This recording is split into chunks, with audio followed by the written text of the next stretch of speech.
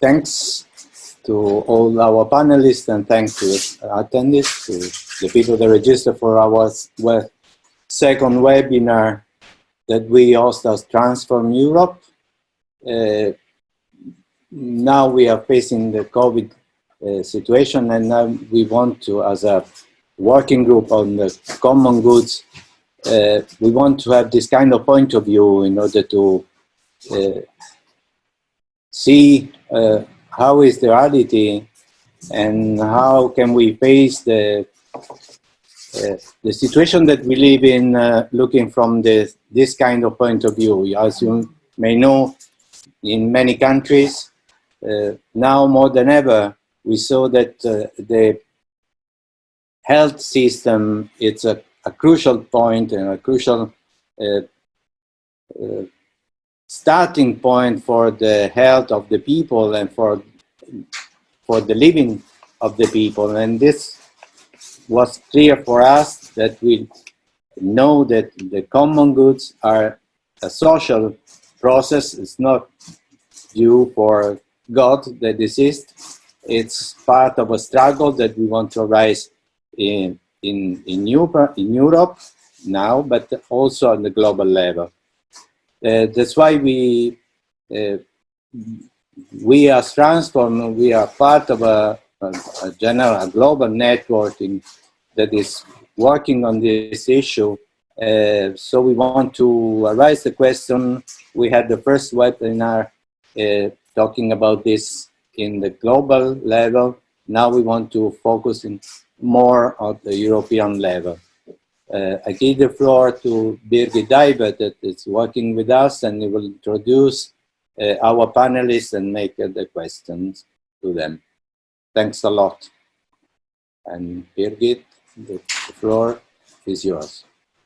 Thank you very much, Roberto.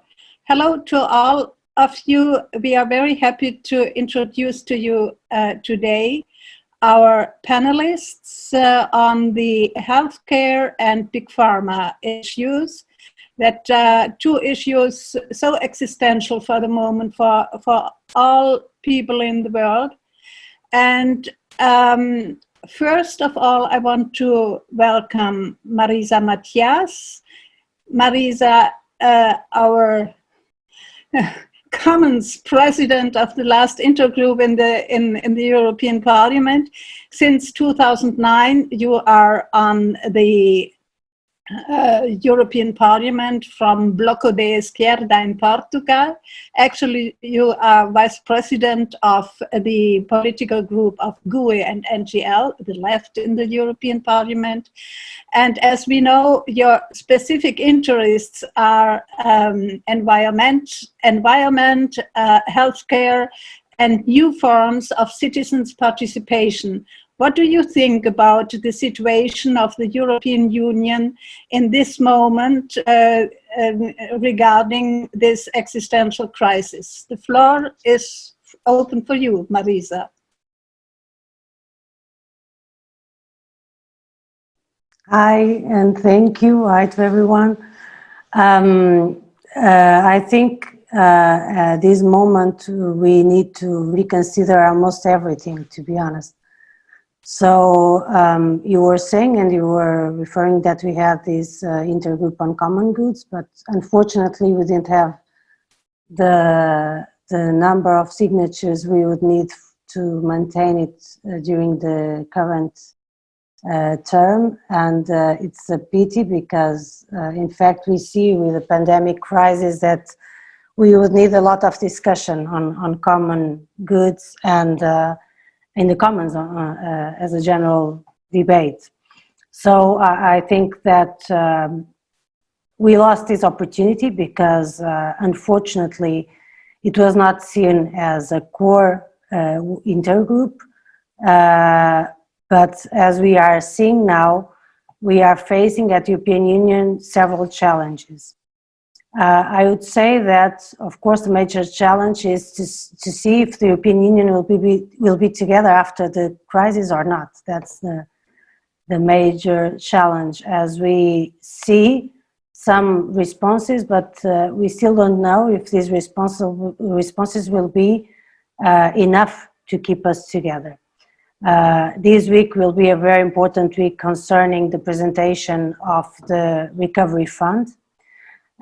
We saw the proposal which was designed by, draft in fact, and presented by the German and the French governments.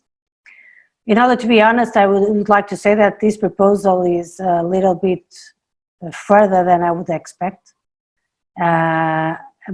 It's not enough, but in any case, is a very good starting point, I would say, because for the first time we can see a proposal which tries to bring some dimensions which have been totally neglected. Namely, we are facing new recommendations concerning the European semester, oriented towards a major investment into the public services and the health service and the national education systems and things like that, which was never seen. So it's an opposite answer concerning what happened in 2008 crisis.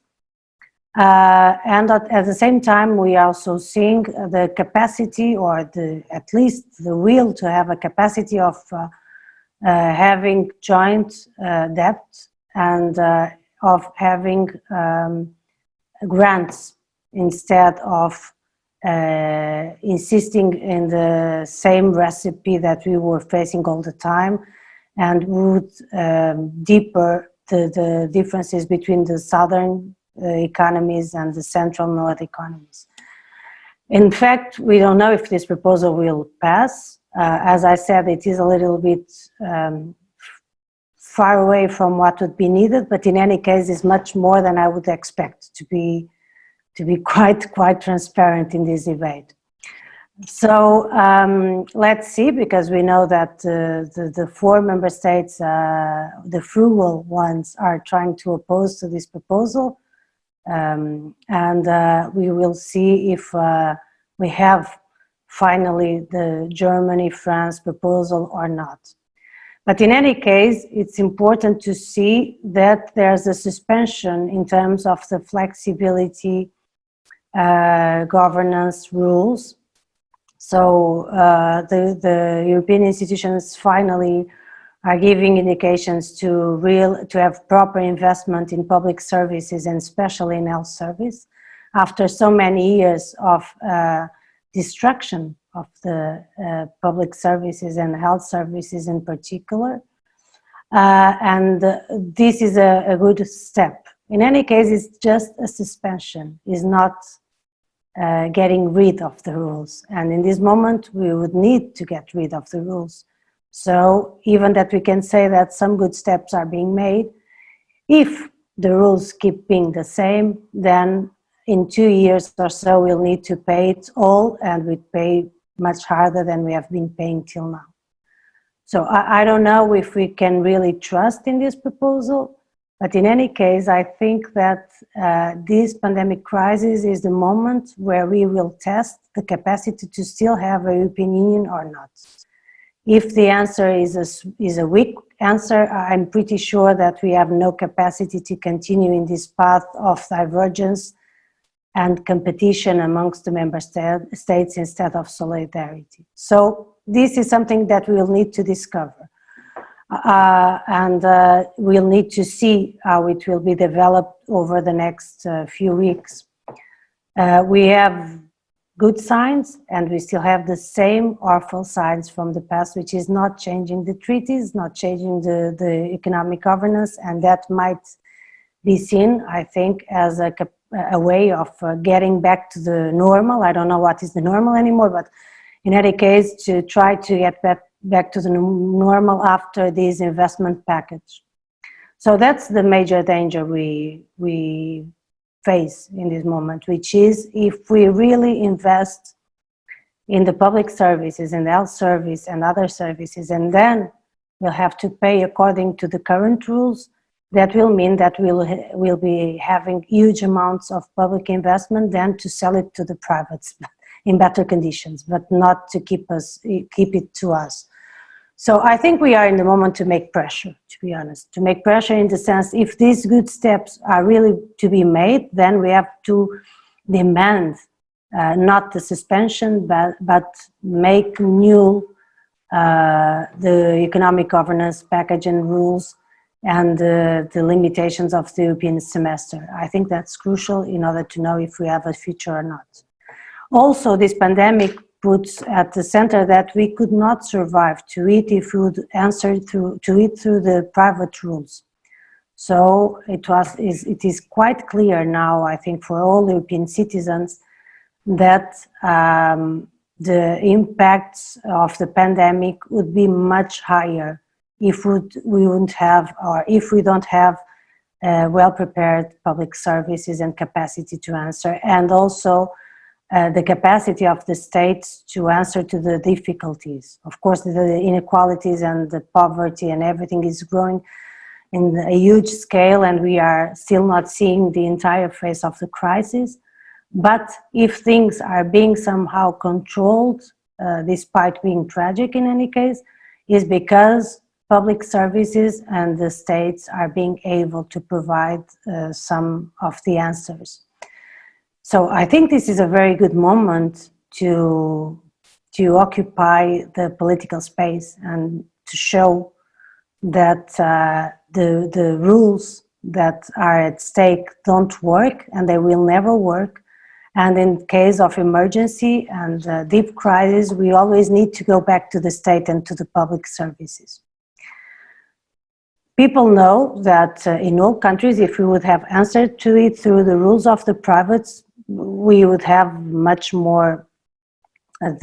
higher death rates, and for sure even more people outside the capacity of answering to this crisis situation. Another dimension has to do with health. We have seen the European Union and the European institutions destroying health services across Europe and imposing austerity measures. And with this pandemic crisis, we have the opportunity not only to, as I said, to reinforce the importance of national health services and the public services, but also to think health as a common good and to develop this dimension, both theoretical and in practice, because another dimension of this is that the nationalistic approach also fails and doesn't provide concrete programs or answers to this crisis. So we have to think both at the response we need at national level, but also the international level of response. And in that sense, I think that proposing an agenda for health as a common good, as a public good, is something which is compatible and we should develop during these times. And of course, the environment is also at the core in the agenda. And this is other dimension that I think is quite clear with this crisis, that we cannot continue, we cannot pursue in this path. So I think we face both the reconfiguration of the public services and the national capacity to answer through the public services. And let us see if the European policy will not kill those attempts. And also global challenges, European challenges, but not only European, global challenges related with environment, health, and other domains. We saw, and just to finish, because I'm just giving some notes to this debate, we saw very recently the efforts of the European countries and even the European institutions to have money, enough money to develop a vaccine. And there was a call, and in 3 hours, it was raised 7.4 billion euros to develop the vaccine or any other treatment available. We know that that happens because the pharmaceuticals and the big companies do not want to invest in some areas where they know there will be no profit and there will be no market. And of course, if the intention is to have a treatment to COVID, we are also destroying the possible market, because The intention is to have a cure, is not to have a market to reproduce the treatments all the time. In that sense, we saw that in the moment that we need the innovation and the capacity of the big pharma and those who have the means to do the research and to provide an answer, they simply gave up. And now we have all these public funds in order to have a common treatment, but we still don't know what will be the property, if it will be public property or if it will not be public. We don't know yet how it will be distributed, although they say it will be affordable, but affordable doesn't mean universal, doesn't mean public. So that's also some areas that we need to work in this time. And all these areas, of course, there's much more, but just saying all these areas have to do with the rationale of the common goods and the rationale of our capacity to work together. But I would say these are very challenging times and difficult times, but also very interesting times for the left and the political space of the left. And I'm really sorry if I spoke too much. Thank you. I was late and then I spoke too much. I'm really sorry. Thank you. You didn't speak, so.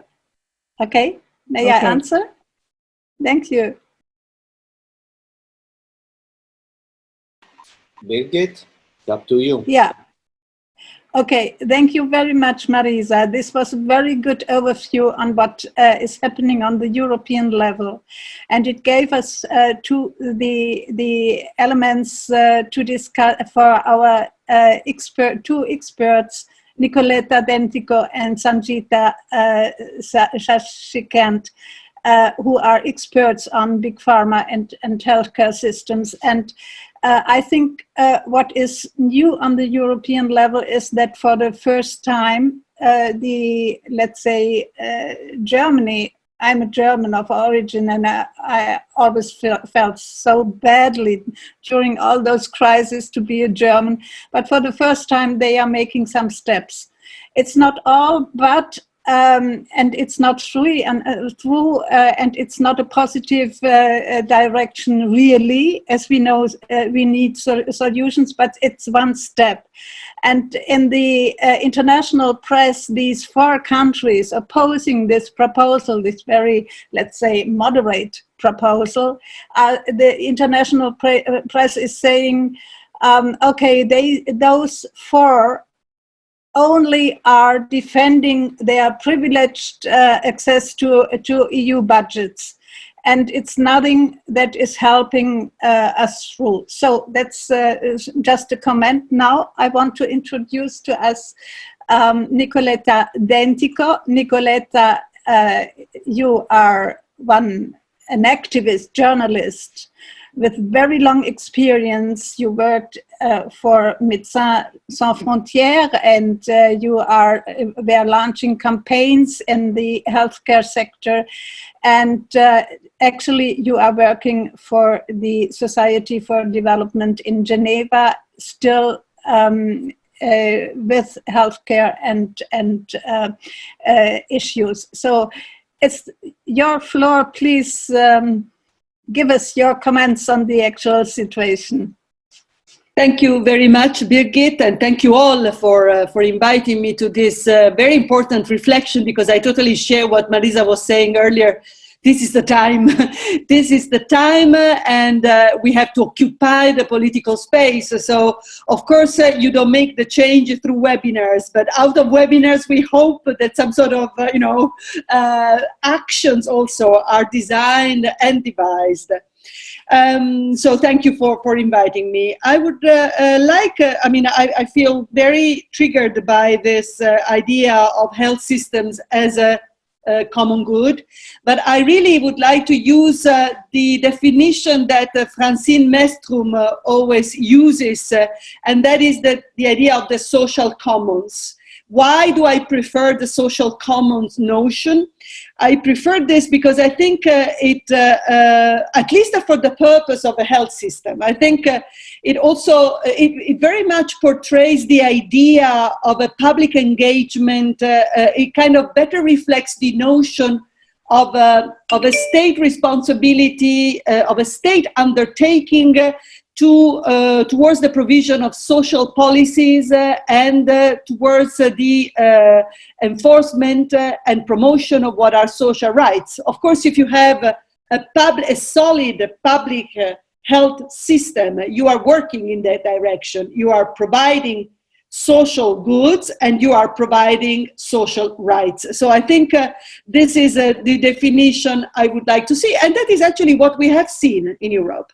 After the Second World War, there was this notion of a provision of social rights, social policies. This certainly was the case of the public health system in the UK with the beverage system, where, you know, the bombs were still being dropped on London in 1941, when this idea that health should not be a luxury was promoted as a reconciliation tool. This was certainly the case of the Nordic countries. It was the case of France. It was very much the case of Italy when in 1978, the public health system, which in literature is actually considered one of the most advanced welfare tools in Europe, welfare institutions in Europe, was not really just looking at a medical system. It was really looking at a social system that was associated through health with democracy, equality, and freedom. These were the three political notions attached to it. Now, of course, it's clear now, as Marisa was saying, that, you know, if you don't invest in social policies, people die.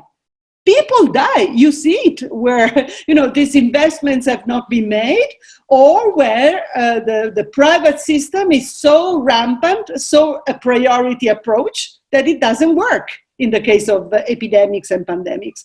And of course, COVID-19 has brought to light the epidemic mistakes that have been made in the last decades, that have been imposed by globalization vis-à-vis the need to cut, reduce, or give up completely the social expenditures. This happened in the global south. It was forced on the global south countries at the beginning, but then over the last 15 years or 10 years, we've seen that pretty much in the north as well. We've seen that in the cradle of social investments, Europe, where we have, you know, we've seen the case of Greece, and not only Greece.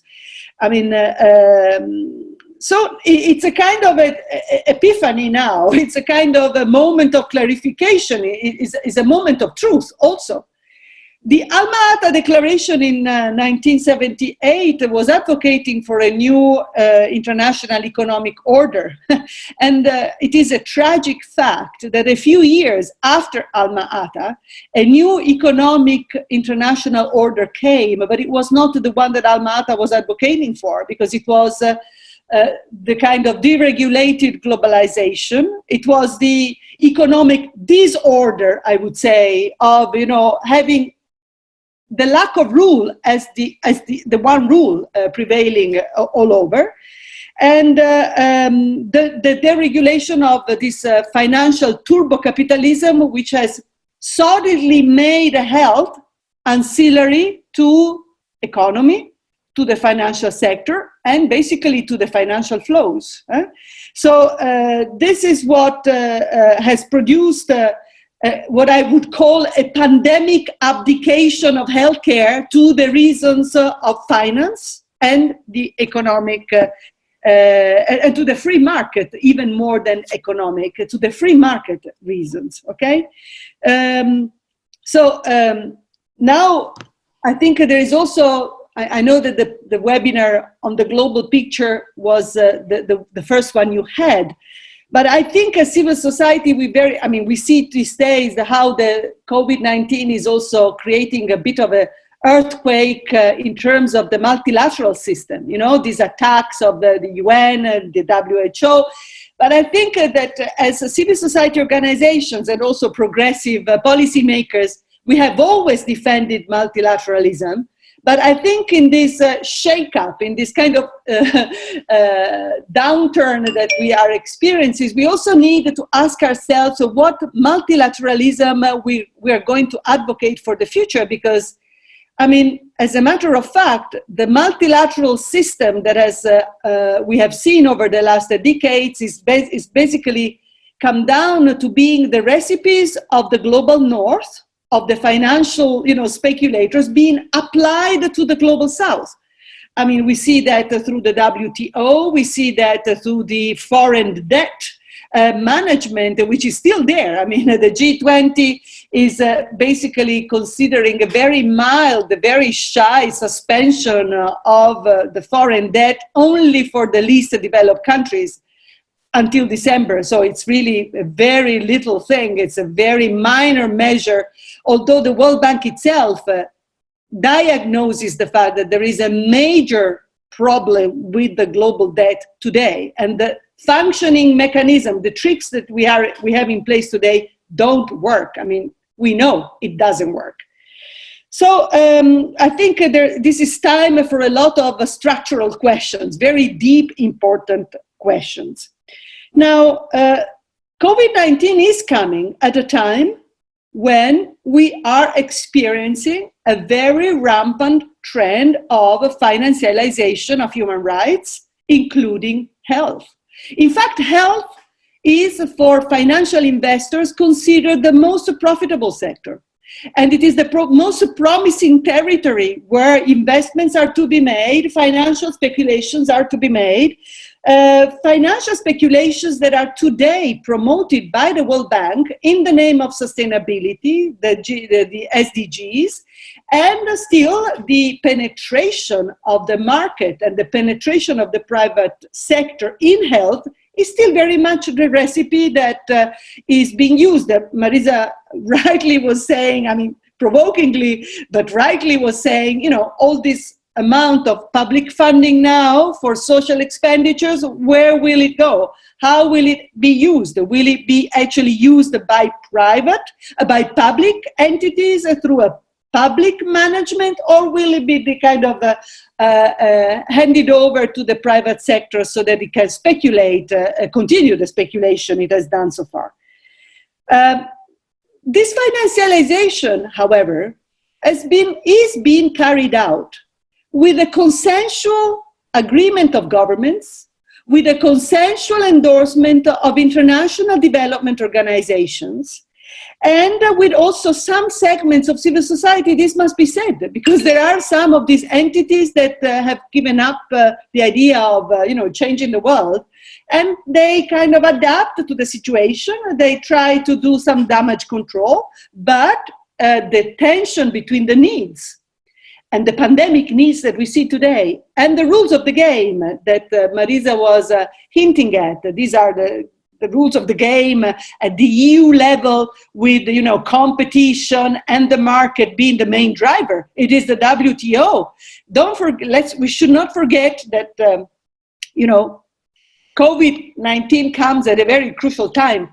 75 years since the foundation of the UN system, 25 years since the foundation, the entry into force of the World Trade Organization. And whereas the UN functions according to soft norms, the WTO functions through very cogent and time-bound binding agreements, which governments must respect. So it's not so easy, even if you want to invest more in social expenditures, it's not so easy to know what to do exactly, because there are binding rules that the governments have adapted themselves to. And in fact, global liquidity is there. Global free movements of capitals are really the unaddressed issue. They move out of time and out of space, so they can function 24 hours a day, 7 days a week. And they are moving, as this report of Corporate Europe Observatory and TNI, which has just been released, the title is Cashing on the Pandemics, show. Not only the financial flows of capitals are now sponging off the pandemic situation, but they are also actually, in a way, recommending firms, financial firms, big transnational corporations, that in the downfall provoked by the crisis of the new coronavirus, they should actually, they are highly recommended to engage into litigations with member states, as they are now taking measures to tackle and to kind of control the contagion. So this is a time to reap off new opportunities, new profits also, because in this total mess, in the total earthquake, in the kind of a shock economy that is being provoked by the pandemic, those winners, those uncontrolled entities, they can easily perform according to their own, profit interests. But let's go back to this public health system as a social common. I think we should kind of give it a bit of a rethinking also of what we mean by a public health system. Of course, it should be public, universal, as Marisa was saying earlier, free to all, to the rich and the poor, because as soon as you start targeting, it's the beginning of the end, financed through a strict fiscal system, a just, equitable, progressive fiscal system, and accessible to all. These are the kind of pillar definitions of what a public health system should be. But what is it? We are, in general, thinking of all the structures that are related to healthcare. I would like to expand this notion a little bit. I think we really need to think of a public health system that is seen as a social common, starting from the academic system to the training of the new health professionals who are now precisely trained, at least in Europe, according to the neoliberal system, only focusing on disease, extreme specialization. Prevention is boring, health promotion is boring, it's all mechanized to enter into the private profit-making scheme around health.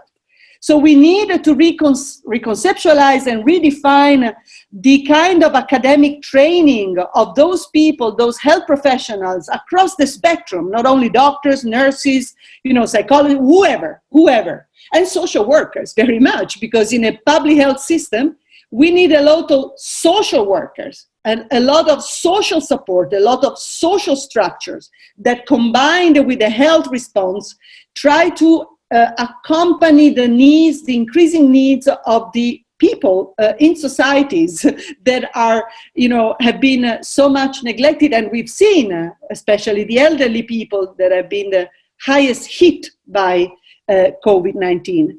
Of course, so from academia, we move to the healthcare sectors, which is hospital, it is health centers, it is community centers. It is something that, for example, was such a good intuition, and unfortunately is being dismantled in Italy, of this consultori. It was these health places where mother-to-child health, reproductive health, sexual education, mental health, they were all provided as a socio assistance completely for free to young people and to whoever. And this is so crucial, so important. But then you can also create an economic system, a public-driven economic system around health. I mean, a public health system. You can imagine, of course, a public-funded research, and this goes back to academia.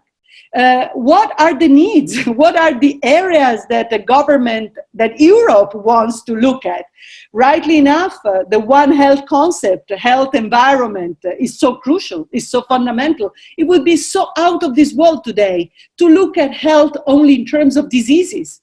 If you don't connect if you don't make the link between health and environment, health and agriculture, health and industry, we don't anymore have only the social determinants of health, but we clearly talk about the legal determinants of health, the industrial determinants of health, the commercial determinants of health. So we really needed to look at health in a much broader way. And then, of course, a true industrial sector.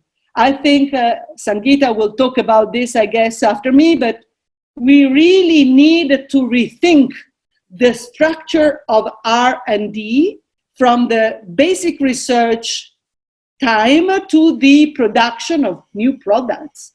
The war that Marisa was representing, and which is really the real war coming now, whereas the vaccines or the medicines that are going to be produced and discovered and produced are going to be a privatized products under a free market regime, or they will be rather the accessible universal public goods that we want to see if we are serious about fighting COVID-19. This is a huge thing. But of course, we have also seen that we need so much more to secure health and the health, yes, the health system in countries. We need so many more tools, preventive tools like masks, like other tools. It's not just drugs. So imagining a public-driven, prioritized by the government, by a supra-government like Europe, of health tools, this would be, in a public sector, this would be crucial. The last word I want to say, and this is to Marisa, is that of course we need a common policy, EU policy on health. This is the missing point. Today, member states of Europe, their health systems are heavily impacted through the EU, but not through a common health policy. They are impacted through trade and through finance. This is something that can no longer be the case. We really need to shape a common health policy, because COVID-19 is just a gym, guys. This is a gym. New viruses, new bacteria, new crises are going to come, and this is not to create a dystopic future. This is the reality of those who read the reports and actually try to imagine the solutions to the problems and the challenges that we have. Thank you very much. Okay. Thank you. Thank you. Okay, you give me the floor, Roberto. Yes, that's to you. Thank you, Marie. Thank you, Nicoletta. This is the whole picture that you gave us from the European and the universal level, what we would need. And I think what you mentioned, that healthcare is to be seen as a social common, is very fundamental.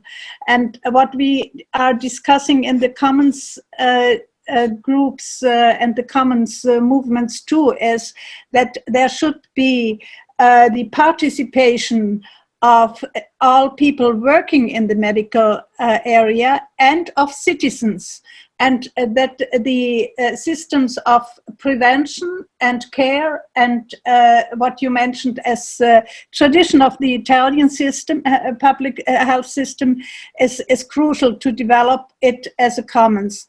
And to come back to the European level, Marisa mentioned, what is for me shocking and really obscene is that so much public money, that is our money, that we are giving as taxpayers, European taxpayers, to the governments and to Europe, is going into the development of medicines, but in the end it's privatized. It's not managed by public, and this is something citizens can see and feel and experience now in this crisis too, very strongly.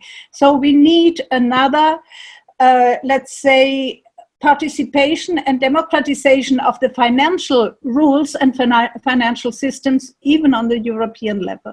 Thank you very much, Nicoletta. I pass to Sangeeta.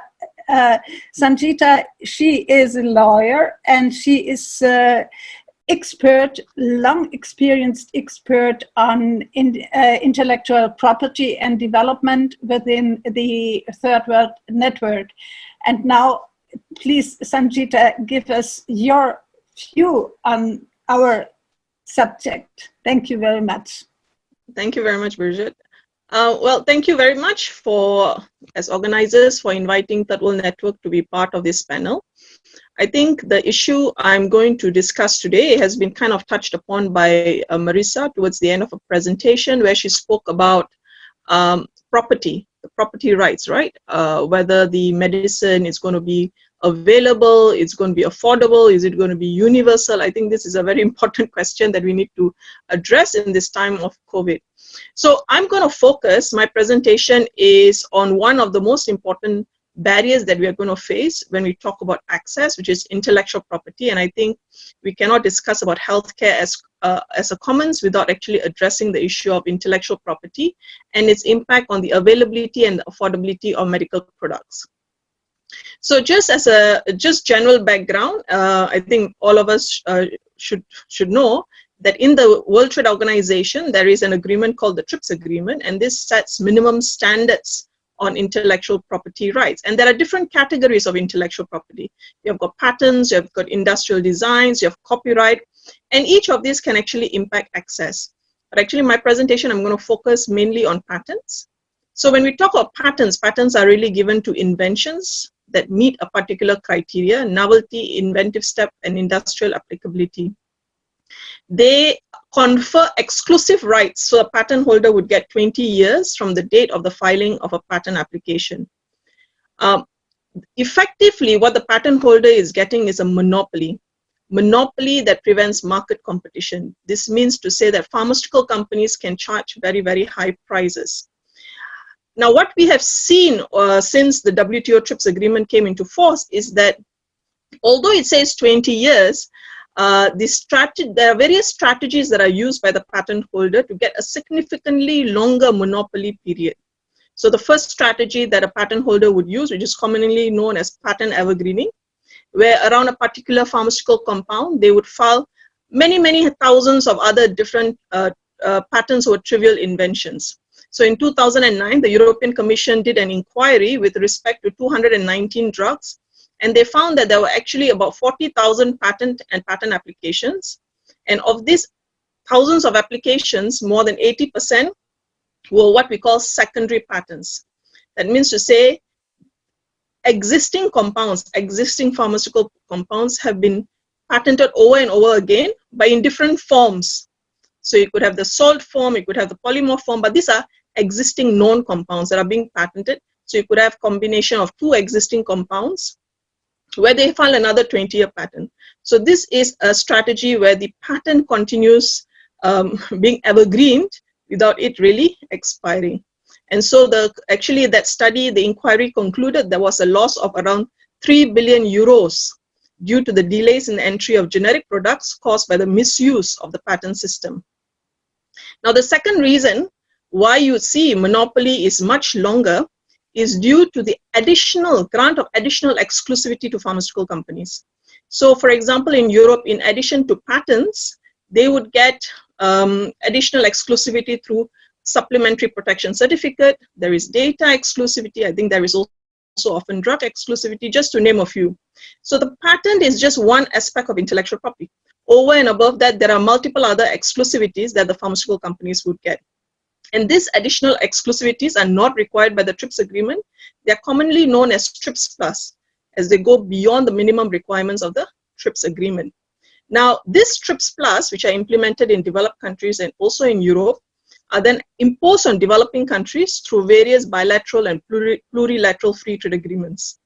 So all this extensive monopoly protection then is exported globally. Now, patents and other exclusivity, they would directly impact accessibility, in particular with respect to treatment. The longer the monopoly a pharma company enjoys, the greater the impact on accessibility. So say where a deadly disease is treatable, the price of a treatment can determine whether a government will be able to provide treatment for its people, or in a lot of developing countries, it is all out-of-pocket payment. So whether an individual will be able to obtain treatment he or she requires. And so in this case, if you're unable to afford, then you'll find that you just basically die. So I want to give one case study. The first case study is HIV treatment.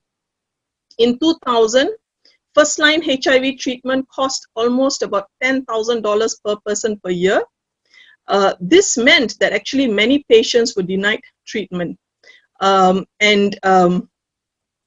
was And I think a lot of them were a lot of people in developing countries, because a lot of it was out-of-pocket payment. Governments could not afford it.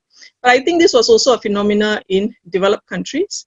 And it was actually with the entry of generic competition, more competitors in the market, when patent was no longer a barrier, which significantly resulted in price reductions. So I think to less than $100 per person per year. And this allowed the scaling up of HIV treatment. However, what we see is that as new HIV treatments are developed and patents continue to pose a barrier to these new HIV treatments, because generic competition is not allowed for the duration of the patent term or other exclusivities. So access to newer optimal treatments with lesser side effects have continued to be a challenge. So that is the case of HIV. In Hep C, hepatitis C infection globally, there are 71 million people that have chronic hepatitis C infection. In Europe also, I think the prevalence is quite high. And many patients with Hep C infection will develop cirrhosis or liver cancer. And today, there are antiviral medicines that are available that has a cure rate of 95%. So if all these patients had access to antiviral medicines, the cure rate is very high. They would all be treated. And it's not like HIV. Hep C is that within 3 months, you can be totally cured of hepatitis C, unlike HIV, where you need continuous treatment. So it would be fantastic, except that according to WHO, treatment today, although it's improving, is actually limited. So some data I got was, as at 2007, only around 5 million persons had been treated with antivirals. A huge impediment is the high prices of antivirals. And actually treatment, especially in upper middle income countries and high income countries where hepatitis C is prevalent, including in Europe, you'll find that access is not possible. So for instance, in France, I understand that the cost of treatment of Hep C is 28,000 euros per patient, or perhaps even more. And this is the case, I think, in quite a few other countries in Europe, where the government is unable to provide. And so they start rationing treatment. Only if you're really, really sick, almost dying, perhaps you get access. Otherwise, although you can get treatment and be clear of Hep C, you are just not entitled to it because it's too expensive for the government. Now, in the current context of COVID, the impact of intellectual property on access has taken actually center stage and become very, very much more urgent. One reason is because we are in a pandemic where there is a huge shortage. If you look at medical supplies, there's a big scramble for the limited medical supplies that are available, right? And so countries have had to take different actions. So for instance, in Netherlands, to scale up testing, towards COVID, the authorities required Roche to reveal the recipe for the liquid that was used for testing. Initially, Roche totally outrightly refused on the basis that this was his intellectual property. However, after public pressure and the European Commission stepped in, saying that it was going to explore anti-competitive behavior, Roche agreed to release the recipe for others to make. And so this enabled Netherlands to scale up testing. In another case in Italy, the Italian hospital ran out of ventilators, which cost about $11,000 each. And according to news reports, 2 individuals did 3D printing replacement valves, which only cost about $1 each. And if you look at some of the websites of legal firms, they actually warn 3D printing can lead to various intellectual property infringements, injunctions, and damages. So now this is in the area of other medical supplies. But when we come to therapeutics and vaccines, what is clear is there is likely to be a shortage. And so what we need is really to urgently ramp up production to meet global needs. And so this means actually the sharing of intellectual property, technology, and know-how. I don't know whether you've heard the case of remdesivir. Remdesivir was recently given a very fast approval under different emergency regulations. Although its efficacy is, I think, quite limited, I think it's a good case study. Remdesivir, the holder of the patents is Gilead. Now, what we have seen Gilead do is Gilead has engaged in a very non-transparent voluntary license with a very select group of manufacturers for the supply of remdesivir to a limited number of low-income countries. So it's good that these low-income countries get it, but Gilead is totally unaccountable. It's just not accountable about what are the terms of its voluntary license, why it has excluded all these many countries, and about how and whether the license actually meets global needs. So we have a challenge here where we do not have pharmaceutical companies actually accountable to any kind of, to any government for its actions. Now, in the case of vaccines, I think you have heard recently several world leaders have called the COVID-19 vaccines a global public good. I think President Macron of France, you have got President Xi from China, President from Korea as well, and all calling for equitable access to vaccines. So while this vision of treating future vaccines as a public good, it's there and it's out there, what we see is that it's not translated into action. So far today, despite all this announcement, pharma companies have totally no concrete commitment to make their vaccines widely accessible. They have no commitment to share any kind of R&D results, to share their intellectual property, to share technology, to share know-how, although many global leaders and civil societies have actually very explicitly called for it. Instead, what we see is almost really what we are seeing is like business as usual approaches. And as we see in the case of HIV, Hep C, and many other diseases, whether it's cancer, we see that a lot of these approaches have failed to deliver equitable access. Now, I think what COVID-19 actually fully reveals is the failures of the current monopoly-based drug development model. So I spoke about equitable access, but we also need to understand that this entire model is mainly driven by commercial interest. This new epidemics is not something totally new, because since 2002, we have seen many epidemics. We have seen SARS, H5N1, Zika, MERS, Ebola, other viral diseases. So this epidemic in that sense is expected, right? All these previous epidemics have killed about 600,000 people worldwide. And yet investment by the pharma industry in this area has not happened. There is also a lack of investment in neglected diseases like tuberculosis, basically neglected diseases that affect predominantly low-income countries. You do not see investment happening. In 2018, global funding for neglected disease R&D was only about 4 billion. And of this, pharma only contributed 17%, about 650 million. Now, this is a very small amount given that 20 top companies actually have a revenue of 661 billion in 2019. They only contributed 650 million to neglected diseases, right? So you have got a failure in new epidemics, in neglected diseases, and also antibiotics. Investment in new antibiotics to treat drug-resistant infections has totally stopped. They're just reluctant because they do not see it making the kinds of profit that they would like to see for them to put in an investment. So what we have is current R&D model, which there is a lack of investment in new drugs that can solve public health problems. And so instead we see pharmaceutical companies finding more strategies on how they can extend the intellectual property monopoly. Intellectual property so they can maintain market monopoly in Europe, globally as well, and to maintain high prices. I think at the end of the day, what pharma is using whatever strategy it can to maintain market monopoly. And to the extent it can manage competition so that, you know, it does not feel threatened, its market is not threatened, its commercial interest is not threatened, I think it moves in this direction. It's totally resistant to actually thinking out of the box and ensuring an R&D model that works for everyone. So today, actually, there was a report that was released on the research on by public-private partnerships in Europe by Global Health Advocates and Corporate Europe Observatory.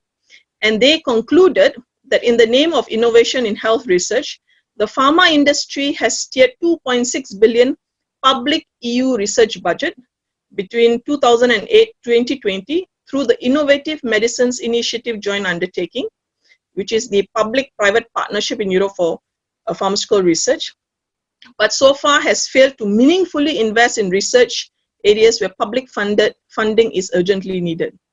It also not contributed to making medicines more accessible. And then there are huge concerns around transparency, conflicts of interest, and ethics. And I found this particularly important quote, which I just wanted to read to you. So I just quote, overall, so this is from the research paper that was released this morning, and I think it's very relevant to this discussion. Overall, a worrying picture emerges of an institutional setup that creates duties and obligations for the public sector and only privileges and advantages for the private sector. A partnership in name only, driven by private interests with few real checks on their choice of priorities and few mechanisms to ensure public receives any real return on its investment. So we have an R&D pharmaceutical model that does not work for the people. We need to rethink how the whole current non-transparent IP-based model of R&D. What we need is more transparency and more open R&D model that holds pharmaceutical sector accountable. And you know, when we talk of COVID, we have spoken a lot about public funding. So globally, for the development of vaccines and also therapeutic, globally, countries are sharing virus samples, sequence data.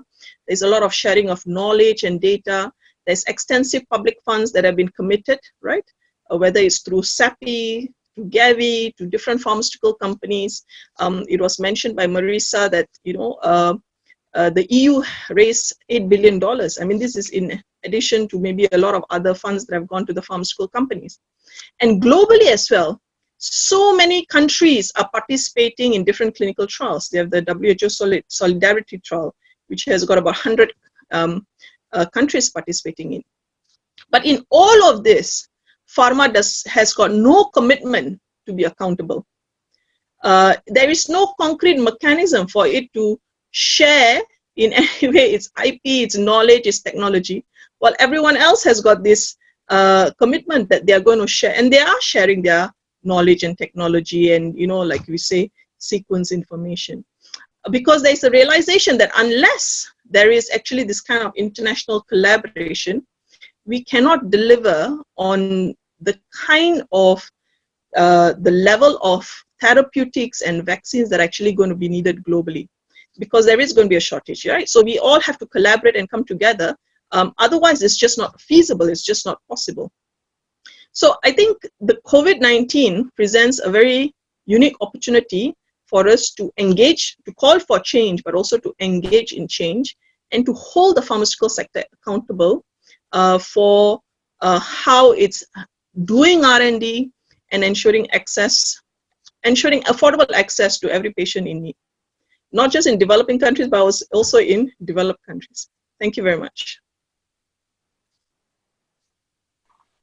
Thanks a lot. I give the floor to Birgit now to collect. Thank you. Okay. Thank you so much, Sangeeta. So now it's incredible. It's what is going on with big pharma, and when I'm listening to you, I was thinking, but if not everybody,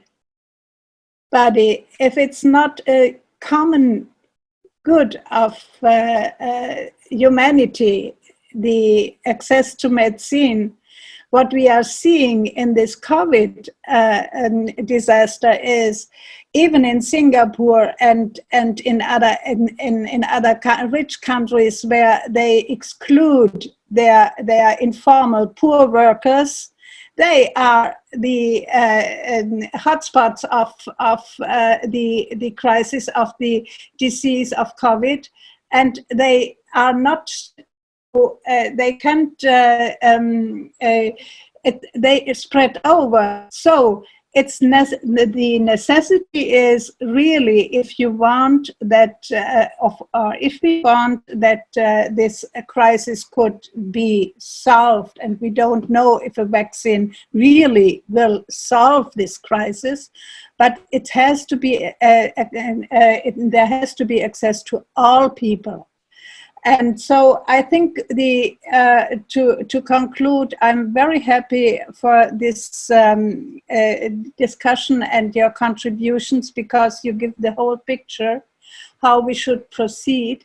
And I remember too, coming back to the European level, that when we had in the years 2000 this on the European level this project of a directive, Bolkestein directive it was named, where they wanted to privatize all public services and so on, and there was a public and the citizens movement to fight against this Bolkestein directive, and they had to change it. And they had to change it in the sense that we still have public services, because they had to introduce the expression of goods and services of general interest. So this exists, and this could be, let's say, one element to launch the campaign on the European level, what I think is really needed in two directions. In the directions of public services and healthcare as a social common, and in the direction that there has to be public control of where our money goes, if it's financing private industries to develop the vaccines and medicines. So that's what I'm taking from the discussion. So it's up to you to give some comments. Thank you very much. Yes, thanks a lot. I take the floor, and not to interrupt you, but just to say that Marisa unfortunately is not in the webinar anymore, because she has commitment in the Parliament. So I hope, and I'm sure that we will find the way to have her in another occasion, and to strain the relation that we have already with the GUE, and of course to put the pressure that we need in the Parliament in order to change the balance of power that are necessary in order to change the policies. We have one question. We have the question and answer box. I invite all the attenders to put the question, and I give the floor to Tatiana to see if there are questions put it on the box. So for the time being, we have only one question from Inga, and she says, good to have a common European Union health policy, but what will it look like on the existing terms? And I invite the other attendees, if they have questions, please pose them in the Q&A box. So now the floor will go to our panelists, and if they have to react to the others speak or to answer this question, how we deal at the European level, the capacity to respond to the crisis, and how it's possible to imagine an European healthcare system. Yes. Nicoletta. Nicoletta wants to answer. Yes, unmute. Yeah. Ecco. Yes, thank you for the question, and I would like to, of course, it's the health policy, the common health policy should be the result of a tough negotiation, I guess, among different and diverging interests.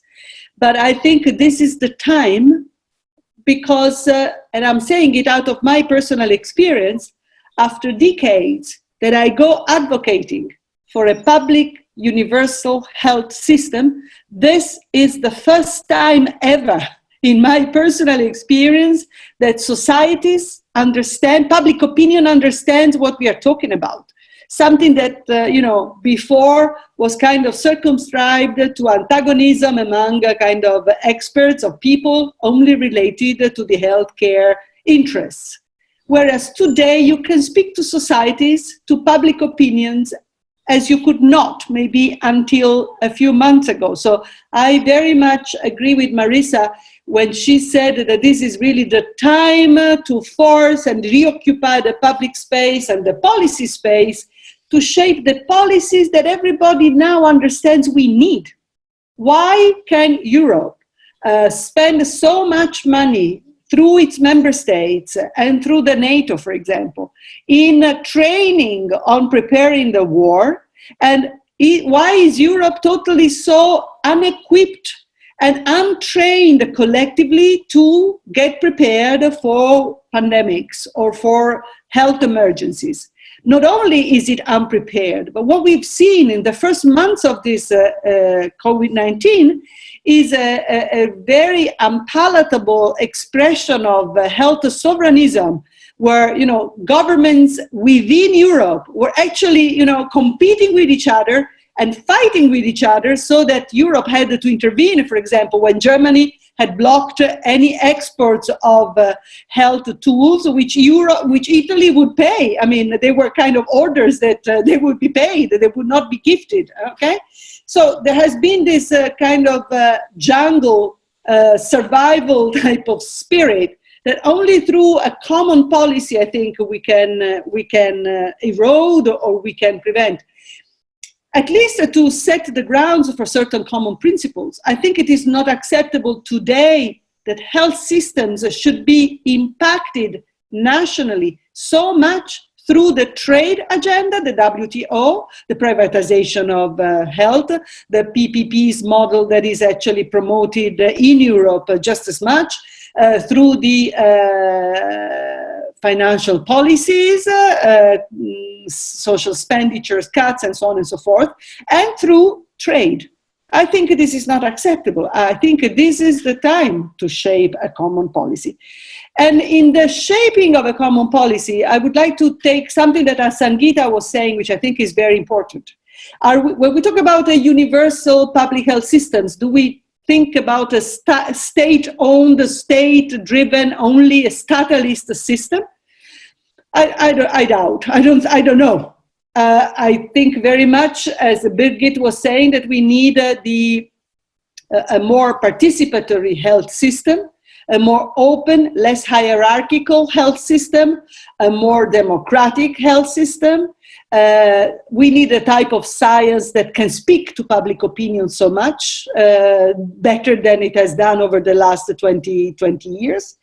And I think we also need to set some rules of engagement with the private sector, because the private sector is there. I mean, you can't ignore it. It is there, okay?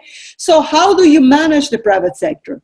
Well, making it accountable, as Sangeeta was saying, establishing a responsibility chain that actually has the government, the state, the public responsibility right at the center, where the private actors can only be engaged if they accept the conditions of serving the public interest, of serving the, you know, this common vision, and stopping treating health with an extractive attitude in order just to make profits.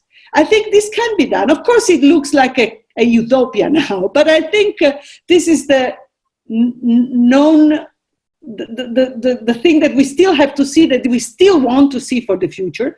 And COVID, as Sangeeta was saying, and Marisa also were saying, offers us a unmissable opportunity. If we, you know, everybody says the world will be no longer as we've seen it, as we've known.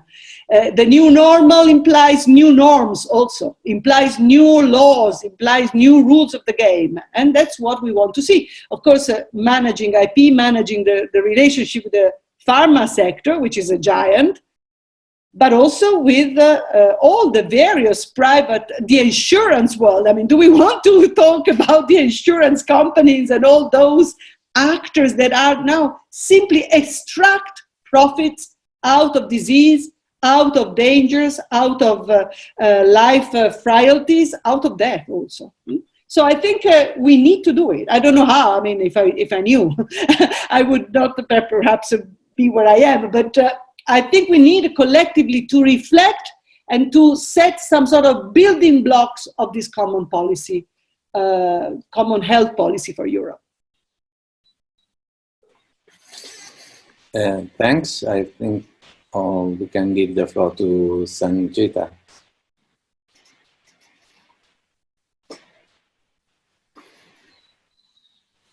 Wait, the microphone? Yes. Okay. So in terms of common EU health policy, I'm not an expert on European affairs, but I think if it sets a progressive agenda on health, it's something that should be pursued.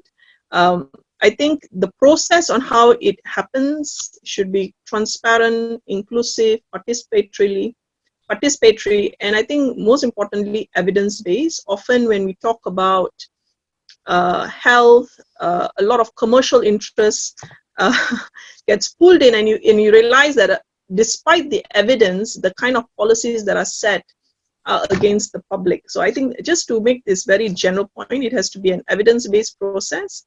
We are not looking at everything being state-owned, but I think a recognition that the state, I think one thing that COVID has revealed is the need for governments, developed countries to have some kind of local production, in basic essentials, right? So some of this, the state would have to come in, maybe. Some of these medicines may not be perhaps interesting for the private sector to produce, and the state might have to produce some of this medicine, and so the state would have to play a role, and the recognition that the state should play a role. I think historically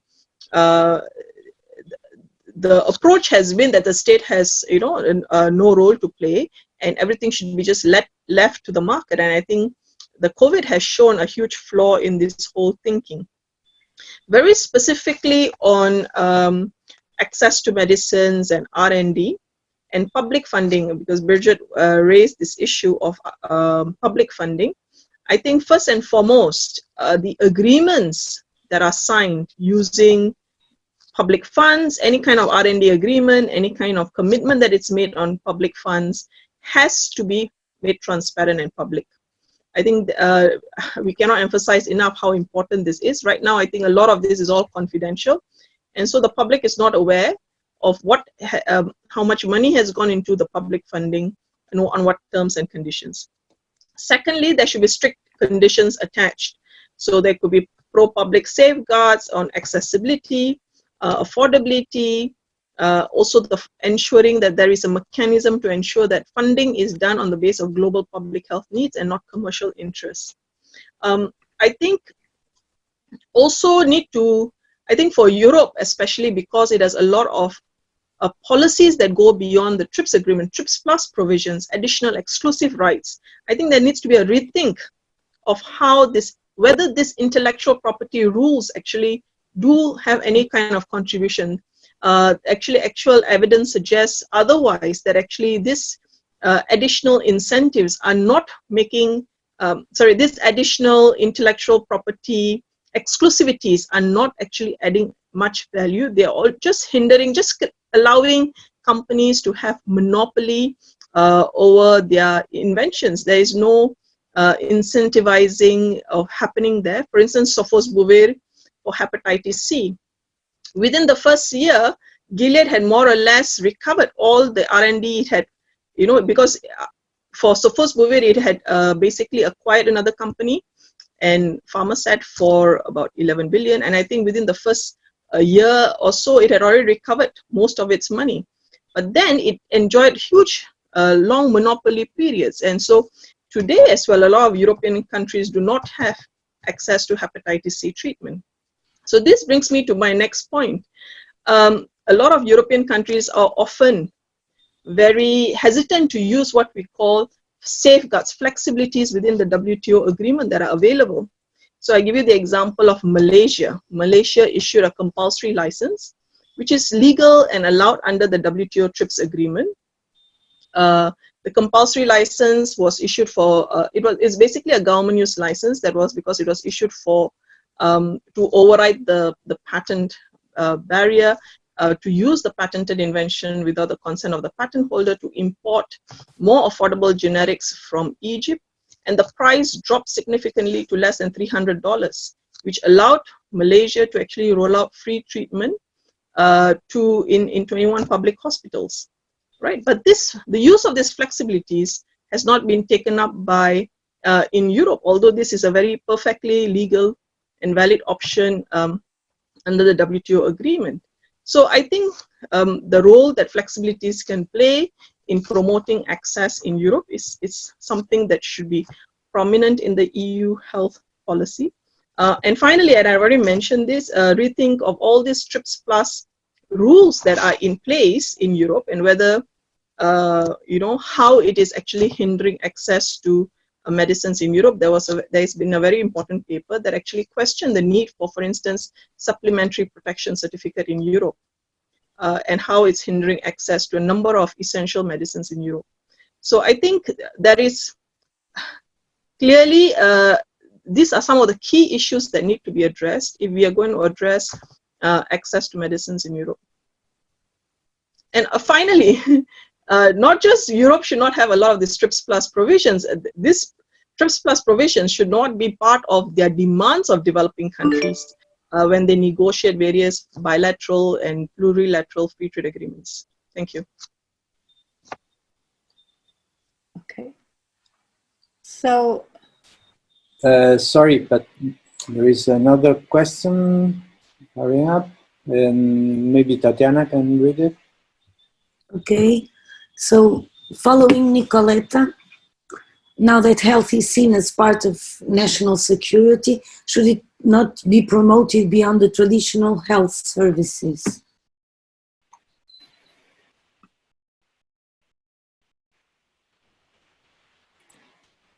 well, Wait, the microphone is off.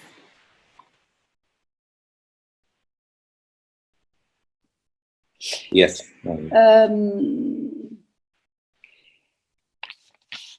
Of course, health has always been a part of a national security. I mean, health is by no chance that the first structures of the UN established at the UN level were the agencies related to health, the World Health Organization, whose creation, the demand for which was driven by the need to protect, to securitize health at the national level and even for international trade. So, of course, we need to preserve the traditional health services, but health needs to be, I think,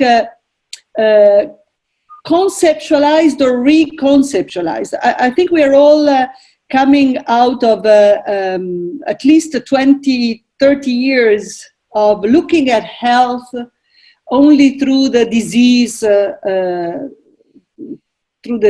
lens. I think that the World Bank report on the burden of diseases has been functional to actually changing completely the culture around health, because then it was all the weighing this burden, actually calculating this burden in economic terms, and looking at diseases, looking at the economic impact on diseases. This has been the narrative in all international fora around health for a long time. And this, of course, has very easily served the purpose of those who, in the variety of private sector actors, the profit ones, the non-profit ones, I'm also considering the philanthropic sector, have actually, interpreted this notion in order to create a lot of public and private partnerships, a lot of alliances between the public and the private sector, which have completely hybridized the institutional setup around health. So we have moved from national health systems, where, as in the case of Italy, as I was saying earlier, the connection was with democracy, freedom, and equality, to a very medicalized way of conceptualizing health, which all European societies are trapped in, not only European societies, of course, because this is also a narrative that has been marketed to the South, to the global South. So, and it very much depends on how much money you have on your pocket to be able to access this concept, this notion that is driven by disease. So I think today we definitely need to, I mean, it's always been like that, but today we really need to regain the fact that health is promoted seriously, where there is an alignment of policies that are actually preserving health. I don't know if it is the notion of health in all policies, but certainly it's clear today. It's as clear as ever. And COVID-19 gives a lot of evidence to this fact also, that, you know, if you really care for health in your country, in your area, in your region, you really have to think about social policies. So it's education, is health, is the classical health expenditures, is you have to think about energy policies and environmental policies. You need to consider employment policies. You need to consider gender equity, because there are a lot of problems with gender, but you really need to look at your industrial vision, the industrial vision of a country, the agricultural vision of a country. Europe today is still sponsoring heavily, giving a lot of incentives to this industrialized agriculture, which is clearly killing health, killing people and animals. And since, for example, Italy is one country which has always had this interesting intuition of having under the same Ministry of Health, animal and human health, you have a nice legislation, but as a matter of fact, the implementation of this law is a disaster. If we look at Pianura Padana, where COVID-19 hit the most, and which is today the most polluted area of Europe due to industrialized agriculture and the industrialized livestock. So we really have to rethink the whole thing. And in this respect, of course, AMR, antimicrobial resistance, is a very interesting lens to look at how the king is naked today. How you can think about, you know, AMR according to the classical disease-focused R&D model, as unfortunately it is being thought through. We really conceive AMR in a broader system, and we can't look at AMR without looking at animal farming, at industrial agriculture, because it's all totally connected. So yes, I agree with Yanis, we really need to go beyond the traditional health services. But people want health services, so we have to also engage into a dialogue with societies, because now the demand on health is precisely through a health service type of approach. We really needed to engage a dialogue with societies to make them understand that health prevention, health promotion, participation in the health discussion, in the health dialogue, and also in the health decisions is key. Yes, thanks, Nicoletta. This allows me to introduce our next webinar that is focusing at the global and view and more general discussion on what kind of capitalism we will live after the COVID, and what is the result of this pandemic also in the economical field. And the next webinar hosted by Transform Europe will be, as you see in the chat, the commons against the normal capitalism. So it will be a discussion between Sweta Tambe and Raul Delgado, hosted by Dario Zellini, that is our part of our network. And I invite you to follow the connection that we have through our website and our Facebook page. Thanks again to all the attendees, and thanks very much for this brilliant presentation of your work, and I shared the opportunity to change the world through our initiative. Maybe the webinar is not the right way, but no, it's one way. It's the only one we have. It's the one we have today. Thanks again to you. Bye-bye, everybody. Thank you so much. Goodbye. Bye-bye. Thank you. Bye-bye, Birgit. Bye-bye.